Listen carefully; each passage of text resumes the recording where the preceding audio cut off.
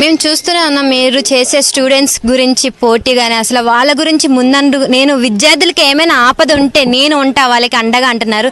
So రాబోయే రోజుల్లో ఎమ్మెల్యేగా మీరు పోటీ చేసే అవకాశం ఉందంటారా? 100% పార్టీ నాకు అవకాశం ఇస్తే మనం 100% నేను పోటీ చేస్తా. ఎందుకంటే యువకులు మొత్తం పాలిటిక్స్ రావాలని చెప్పి నాకు ఎప్పటి నుంచో ఉంది.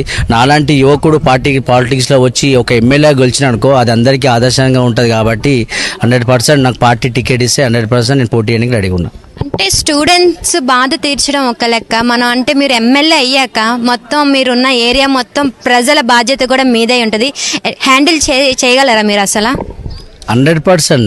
ఇప్పుడు యాక్చువల్లీ నేను హైదరాబాద్ అగ్రికల్చర్ మార్కెట్ డైరెక్టర్ చేసిన, ఒక 3 years చేసిన.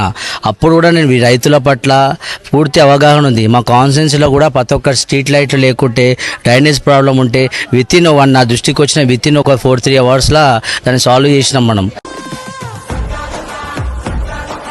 సో పబ్లిక్ కూడా నన్ను ఆదరిస్తారు. 100% మనం పబ్లిక్లో ఉన్నాం కాబట్టి నేను చేయగలుగుతా. నాకు పబ్లిక్ బ్లెస్సింగ్స్ కూడా ఉంటాయని తెలుసు. Thank you. ఇలా ఎమ్మెల్యే టికెట్ ఇస్తే ఎమ్మెల్యే అవుతారనే కాన్ఫిడెన్స్ ఉందా మీకు? 100% అవుతా. ఎందుకంటే చూస్తారు మీడియా అంటారు కదా, అంత ఫాలోయింగ్ అంత క్రేజ్ అంటారు కదా. సో పబ్లిక్ నన్ను ఆదరిస్తారని చెప్పి కోరుకుంటున్నా. 100% ఒక పేద విద్యార్థిగా, ఒక బీసీ నాయకుడిగా నేను ఎదుగుతున్నా కాబట్టి నన్ను అందరూ ఆదరిస్తారు. 100% టికెట్ ఇస్తే 100% గెలుస్తా. భారీ ఎత్తున భారీ మెజారిటీతో ఇప్పటి వరకు మా మలక్పేటలో 15 సంవత్సరాల నుంచి ఎంఐఎం అనే పేరు ముద్ర పడిపోయింది. ఎంఐఎం పైన భారీ మెజారిటీతో 100% గెలుస్తాను. Thank you.